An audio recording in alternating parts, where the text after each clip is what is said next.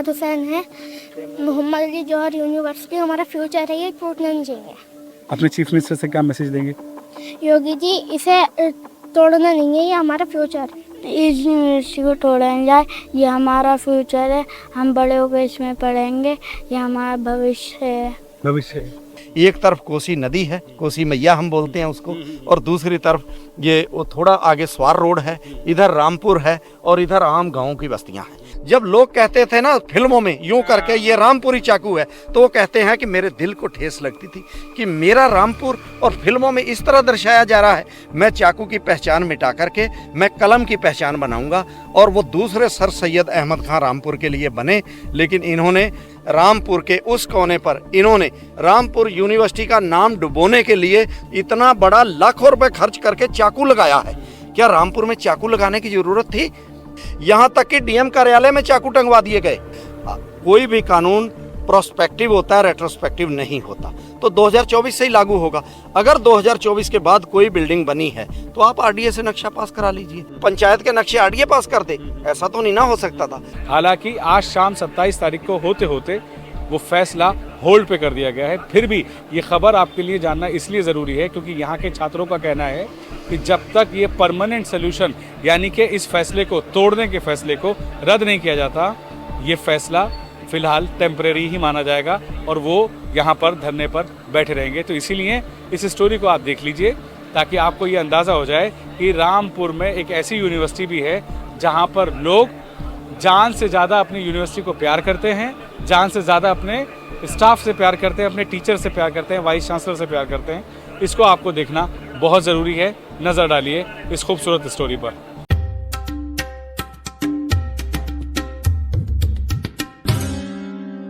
नमस्कार, आदाब, मैं हूं वकार अहमद और आप देख रहे हैं इंडिया फर्स्ट रिपोर्ट्स। लगातार मैं आपको जौहर यूनिवर्सिटी यानी मोहम्मद अली जौहर यूनिवर्सिटी के अंदर से वो हालात दिखा रहा हूं जो आज की डेट में दिल्ली तक और सत्ता के गलियारों तक पहुंचना बेहद ज़रूरी है। क्योंकि जिस दौर में आप शिक्षा मंत्री का इस्तीफ़ा लेने के लिए सड़कों पर उतरते हैं, इसका मतलब यह है कि त्राही त्राही है शिक्षा का स्तर भारत में। और भारत का युवा, भारत के बुज़ुर्ग क्या चाहते हैं?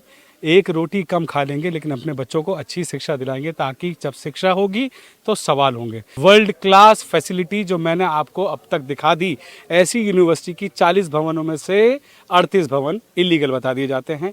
और ये यूनिवर्सिटी कहीं ना कहीं सियासत की उस तलवार की धार पर है कि एक पैर कटेगा तो भी आपका कटेगा, दूसरा कटेगा तो भी आप ही का कटेगा।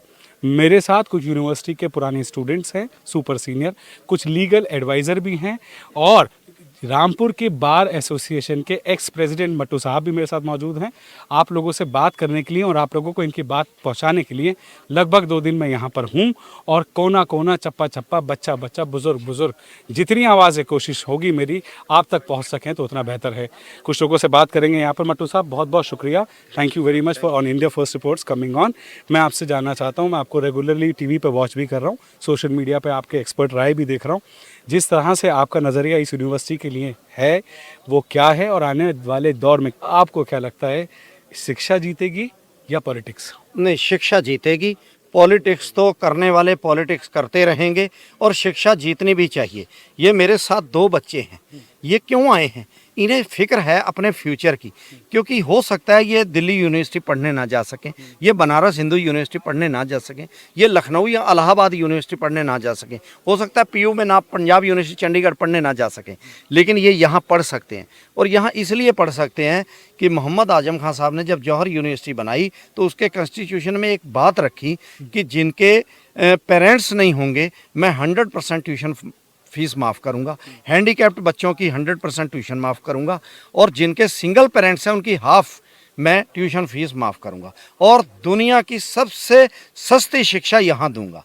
उन्होंने अपना जीवन बर्बाद कर लिया, अपना घर नहीं बनाया, यूनिवर्सिटी बनाई और उन्होंने सिर्फ बच्चों के लिए सब कुछ किया। और उनकी एक सोच ये थी कि रामपुर को चाकू के नाम से पहचाना जाता था। जब लोग कहते थे ना फिल्मों में यूं करके ये रामपुरी चाकू है, तो वो कहते हैं कि मेरे दिल को ठेस लगती थी कि मेरा रामपुर, और फिल्मों में इस तरह दर्शाया जा रहा है मैं चाकू की पहचान मिटा करके मैं कलम की पहचान बनाऊंगा। और वो दूसरे सर सैयद अहमद खान रामपुर के लिए बने, लेकिन इन्होंने शिक्षा को बिल्कुल इतने नीचे स्तर पर ला दिया है कि आज आपने देखा रामपुर के उस कोने पर इन्होंने रामपुर यूनिवर्सिटी का नाम डुबोने के लिए जो मेन पर्यटक नैनीताल की तरफ जाता है उस चौराहे पर इतना बड़ा लाखों रुपए खर्च करके चाकू लगाया है। क्या रामपुर में चाकू लगाने की जरूरत थी? कुछ और बना देते। रामपुर के बड़े बड़े अच्छे किसी नवाब साहब का ही फोटो बना के लगा देते वहाँ, आप किसी का भी लगा देते। बड़े बड़े विद्वान लोग यहाँ रामपुर में रहे हैं, अबुल कलाम आज़ाद यहाँ से पहले सांसद रहे हैं, आप उनका फोटो बना देते वहाँ पर। तो लेकिन नहीं साहब, आपको चाकू की पहचान मिटने से रोकनी है। यहाँ तक कि डीएम कार्यालय में चाकू टंगवा दिए गए। आप पूछ लेना चाहे किसी से भी, यह चाकू की पहचान नहीं मिटाना चाहते। हम चाहते हैं शिक्षा का स्तर अच्छा हो, और इस यूनिवर्सिटी में क्लाइमेट इससे अच्छा किसी यूनिवर्सिटी में है ही नहीं। एक तरफ कोसी नदी है, कोसी मैया हम बोलते हैं उसको, और दूसरी तरफ ये वो थोड़ा आगे स्वार रोड है, इधर रामपुर है और इधर आम गाँव की बस्तियां हैं। और इतना अच्छा क्लाइमेट यहाँ, मतलब मैं समझता हूँ कि जो तुम्हारे यहाँ दिल्ली में एयर प्योरीफिकेशन भी काम नहीं करते होंगे, वो बिना उसके आप खुद महसूस कर रहे होंगे कि, और जो बच्चा एक बार यहाँ आ जाता है वो यहीं का होके रह जाता है, कहता है यहीं पढ़ूंगा। सबसे बड़ी बात, आज शिक्षा की दुकानें खुल गई हैं और वो पॉलिटिशियन ने ज़्यादातर ने खोली हैं, लेकिन आजम खान साहब ने इस यूनिवर्सिटी में कहा कि मैं सिर्फ एग्ज़ाम उस बच्चे का होने दूंगा जिसकी अटेंडेंस 75% हो। चाहे मुझे एक क्लास में एक बच्चा पढ़ाना पड़े, लेकिन मैं दुकान नहीं बनने दूंगा इस यूनिवर्सिटी को। 75% यूनिवर्सिटी पूरी करोगे तभी यहाँ पर एडमिशन होगा, इसी शर्त पर, नहीं तो नहीं होगा। तो बताइए ऐसी यूनिवर्सिटी को गिराने की क्या जरूरत थी? तो मैं हाथ जोड़ के प्रार्थना करता हूँ उन अनपढ़ नेताओं से कि आप इस यूनिवर्सिटी को बचा लें, और आप शिक्षा का मंदिर है ये, इसे बचाएं और आने वाला हमारा फ्यूचर जो है उसे बचाएं। आजम खान साहब के बारे में तो एक बात ये भी कही जाती है कि मैं इतना अजीब हूँ, इतना अजीब कि खुद को बर्बाद कर लिया, लेकिन मलाल भी नहीं। मैं कुछ और लोगों से बात करूँगा। जनाब, आप क्या कहना चाहते हैं? आप सुपर सीनियर हैं यहाँ के। जी अब यूनिवर्सिटी पे इस तरह के बादल छाए हुए हैं जो ख़तरे के बादल हैं, जहाँ पूरे देश में त्राही ताही है, एजुकेशन के लिए लोग पागल हो रहे हैं, सड़कों पे लोग उतर रहे हैं, जेंजी अपनी आवाज़ उठा रहा है। आप क्या कहना चाहते हैं? क्या उम्मीद है उत्तर प्रदेश की सरकार से आपको? सर, मेरा नाम मुस्तकीम है। मैंने यहाँ से 2016 से 2021 तक BA LLB की, फिर उसके बाद में मैंने LLM किसी दूसरी यूनिवर्सिटी से किया। तो मैं रुद्रपुर कोर्ट में प्रैक्टिस कर रहा था, जैसे ही हमको पता चला कि यहाँ पर जो है ऐसा ऑर्डर डिस्ट्रिक्ट मजिस्ट्रेट जो है उन्होंने पास किया है, हमारी दिल की धड़कनें तेज़ हो गई, क्योंकि हम इन्हीं यूनिवर्सिटी के बीच के जो इमारतें हैं उनसे होके गुजरा करते थे। तभी से हम जो है लगभग 8-10 दिन हो गए हम यहाँ पर डेली यहीं पर ही हम हैं, और पूरा हम जो है इस प्रोटेस्ट को पीसफुली जो है वो आगे कर रहे हैं। बाकी एज अ लॉ स्टूडेंट मैं इस पर काफ़ी कुछ बोल सकता हूँ लॉ के पॉइंट ऑफ व्यू से भी, लेकिन अभी मामला जो है वो लीगल प्रोसीडिंग के बीच में है, तो मेरा बोलना अभी सही नहीं रहेगा। लेकिन फिर भी जो बेसिक चीज़ें हैं वो मैं आपको बता देता हूँ। इस यूनिवर्सिटी को तोड़ने के लिए 40 बिल्डिंग में से 38 बिल्डिंग जो है उसको डेमोलिशन, जैसे हिंदी में ध्वस्तीकरण बोलते हैं, उसे तोड़ने का ऑर्डर दिया गया। अब RDA क्या होती है? RDA की फुल फॉर्म होती है रामपुर डेवलपमेंट अथॉरिटी। अब रामपुर डेवलपमेंट अथॉरिटी की फुल फॉर्म में ही वर्ड आ रहा है डेवलपमेंट। इसका मतलब हुआ कि अगर आप कोई भी ऑर्डर पास कर रहे हैं तो वो डेवलपमेंट के लिए किया जाएगा। तो आप मोरालिटी को अप्लाई करके ये जो शिक्षा का मंदिर है इसे भी रोक सकते हैं, और बीच में कोई मीडिएशन का रास्ता अपनाकर, जिससे जो है यूनिवर्सिटी के हित में, और ये जो जितने भी छात्राएं और हमारे सीनियर एडवोकेट जो हैं मट्टू साहब, ये सब डेली यहाँ पर आ रहे हैं, और इनका सबका मकसद ये है कि यूनिवर्सिटी जो है उसके ऊपर जो भी खतरा मंडरा रहा है उसको पीसफुली जो है मतलब रोका जाए। अब ये जो मैटर है डिस्ट्रिक्ट मजिस्ट्रेट साहब के ने जो धारा 27 UP urban planning and development act 1973 में जो पास किया था, उसके तहत धारा 27 के तहत, तो अब वो जो है वो अपील में गया है कमिश्नर साहब के पास। तो अब देखते हैं कि कमिश्नर साहब जो है इस पर क्या ऑर्डर देते हैं, और तो कल जो है वो ऑर्डर आएगा और उसका हमें वेट है। देखने वाली बात यह है कि एक यूनिवर्सिटी जो होती है, एक यूनिवर्सिटी 10 जेलों पर ताला लगा सकती है। जी सर, 10 जेलों पर ताला लगा सकती है। और इस वक्त जो सबसे ज़्यादा ज़रूरत हमको, आपको, समाज को ज़रूरत है शिक्षा की। 2 रोटी कम खाने के लिए हर आदमी तैयार है। एजुकेशन बढ़ाएगा, पढ़ेगा इंडिया, तभी तो बढ़ेगा इंडिया। जी सर जी। सर, जैसे हमारा ये नारा है कि बेटी बचाओ और बेटी पढ़ाओ, तो इसमें सिर्फ बेटी की बात हुई है, तो इसमें आप देखेंगे जैसे रामपुर है, रामपुर में जैसे बॉयज़ होते हैं उनकी शिक्षा पे ज़्यादा फोकस किया जाता है, लेकिन गर्ल्स की शिक्षा पे जो है वो फोकस नहीं किया जाता है।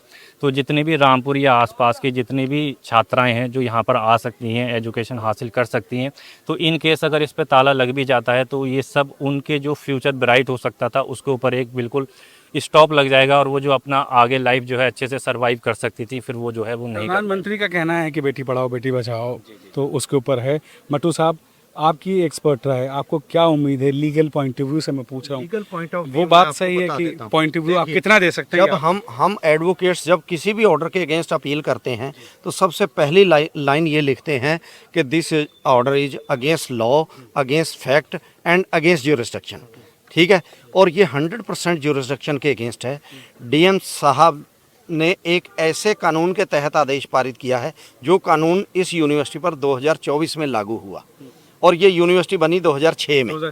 तो क्या 2006 में बनी हुई यूनिवर्सिटी पर 2024 में बना हुआ कानून लागू होता है? कोई भी कानून प्रोस्पेक्टिव होता है, रेट्रोस्पेक्टिव नहीं होता। तो 2024 से ही लागू होगा। अगर 2024 के बाद कोई बिल्डिंग बनी है तो आप आरडीए से नक्शा पास करा लीजिए। पहले पंचायत से नक्शे पास हैं, पंचायत था तो पंचायत से रहेंगे। वो अपग्रेडेशन कहना चाह रहे हैं आप इसका दूसरे डिपार्टमेंट जैसे RDA मैं कह रहा हूँ दूसरा पंचायत डिपार्टमेंट था पहले, पंचायत डिपार्टमेंट से नक्शे पास हैं। तो जब नगर आरडीए था ही नहीं तो क्या आरडीए के पास जाते कि यहाँ पंचायत के नक्शे आरडीए पास कर दे? ऐसा तो नहीं ना हो सकता था। तभी मैं कह रहा हूँ प्रोस्पेक्टिव लॉ होता है।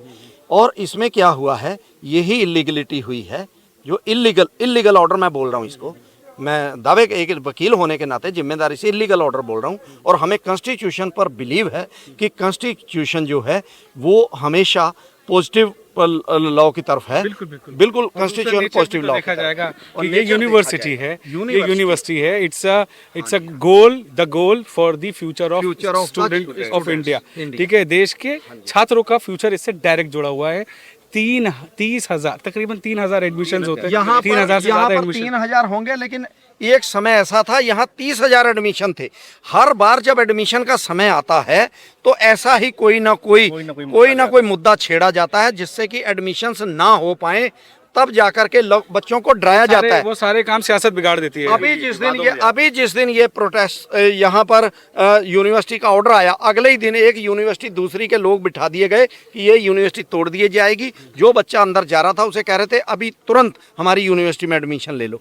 ऐसा भी चाल चली जा रही है। इस गेम है, प्लान इस तरीके से नजर आ रहा है। जी सर, आप फाइनल रिमार्क आपका। सर वैसे तो मेरे सीनियर एडवोकेट खड़े हैं, मैं कुछ कह नहीं सकता, लेकिन फिर भी मैं थोड़ा जितना मैंने इस यूनिवर्सिटी से ज्ञान लिया है उसी के बेसिस में मैं बताता हूँ। जो सर बात कर रहे थे, तो सबसे बड़ा इशू जो है वो ज्यूरिडिक्शन का होता है कि जिस टाइम पे आरडीए थी नहीं, तो उस टाइम पर जो है ये बिल्डिंग्स बनी थी, फिर बाद में आरडीए आई। तो जो सर बता रहे वो ज्यूरिडिक्शन का इशू है, और आर्टिकल 226 अनुच्छेद 226 जिसे बोलते हैं उसके तहत जो है स्टे ऑर्डर कल जो है इंशाल्लाह हमको मिलेगा। और दूसरी बात सर ये भी है, मैं ये कहना चाहूँगा, अगर हम 10-15 लाख का घर लेते हैं तो हम 10 लोगों से उस सोसाइटी के पूछते हैं, 2 एडवोकेट से सलाह लेते हैं। अब आप देखेंगे ये इमारतें ये करोड़ों की हैं, तो आप ये खुद सोचिए कि अगर सिर्फ नक्शे के बेस पे कोई इसमें इलीगलिटी जो है वो क्रिएट क्यों करना चाहेगा। तो ये सब जो है अभी मामला कमिश्नर साहब के पास पेंडिंग में है, और अब कल इंशाल्लाह देखते हैं कि इसमें क्या होता है। बिल्कुल। जी जी सर। वीर जी, आपके मुताबिक कल तो देखिए मुरादाबाद में मैं एक्स प्रेसिडेंट यहाँ रहा हूँ तो मेरे मुरादाबाद में संबंध है। कल एक सीनियर एडवोकेट्स की डेथ हो गई है आज, तो उसका कल जो है कंडोलेंस रहेगी। कल कुछ नहीं होने वाला, शायद परसों की डेट लग जाए। तो हमारे पास ये जो 4 तारीख तक का नोटिस था कि आप डेमोलिश कीजिए स्वयं, तो मैं समझता हूँ कि लॉ जो है वो प्रोस्पेक्टिव है और कॉन्स्टिट्यूशन ये बोलता है कि ये बिल्डिंग नहीं टूटेंगी। और मुझे पूरी भरोसा है, और सरकार से भी मैं विनम्र निवेदन करना चाहता हूँ कि इन बच्चों का भविष्य देखते हुए इसको ना तोड़ा जाए। और दूसरी बात ये रही, मैं इस यूथ को भी कहना चाहता हूँ कि आप देश में नेता ऐसा चुनिए जो पढ़ा लिखा हो, जो शिक्षा के महत्व को समझता हो। मोहम्मद आजम खान साहब स्वयं LLM की डिग्री हासिल किए हुए हैं, उनकी वाइफ डॉक्टर हैं, प्रोफेसर रही हैं। तो उन्होंने अपनी सोच के हिसाब से बच्चों के भविष्य के लिए यूनिवर्सिटी बनाई। और जो अनपढ़ व्यक्ति है, अनपढ़ व्यक्ति क्या सोचेगा बच्चों की पढ़ाई के बारे में। हमारे यहाँ ये भी हुआ है कि किसी नेता को सुप्रीम कोर्ट जाना पड़ा था कि मुझे डिग्री ना दिखानी पड़े। मेरे पास बीएससी एलएलबी की डिग्री है, मेरे से 100 आदमी बोलेगा तो मैं सामने रख दूंगा कि ये डिग्री है, ये देख लीजिए। मैं सुप्रीम कोर्ट जाऊंगा कि मेरी डिग्री ना देखनी पड़े, दिखानी पड़े। क्यों? क्योंकि वो अनपढ़ हैं। फिर भी मैं यही बात कहना चाहूँगा आपसे, क्योंकि ये मामला सीधा सीधा रामपुर और रामपुर के आसपास के कई सौ किलोमीटर के स्टूडेंट्स यहाँ पर तालीम पाते हैं, उनका फ्यूचर बन रहा है। अगर सरकारें ये देख रही हैं तो सरकारें आएंगी, सरकारें जाएंगी। दिल्ली एक उदाहरण आपके सामने पेश हो चुका है। क्यों ना रामपुर को एक खुशहाल, यहाँ के फ्यूचर को एक खुशहाल ज़िंदगी देने की कदम उठाया जाए और इन बच्चों को वक्त से पहले बूढ़ा होने से बचाया जाए। क्या नाम है बेटा आपका?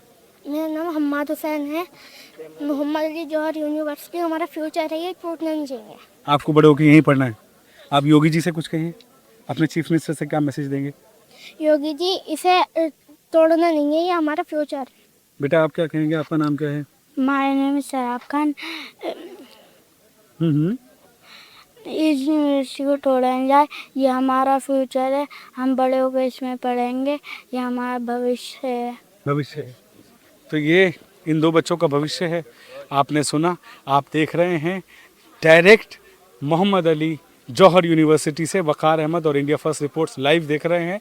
और अब आप बने रहिए। मेरे कैमरामैन अरशद और कैमरे के पीछे मोहम्मद हसीम, मैं हूँ वकार अहमद, जौहर यूनिवर्सिटी, रामपुर, उत्तर प्रदेश।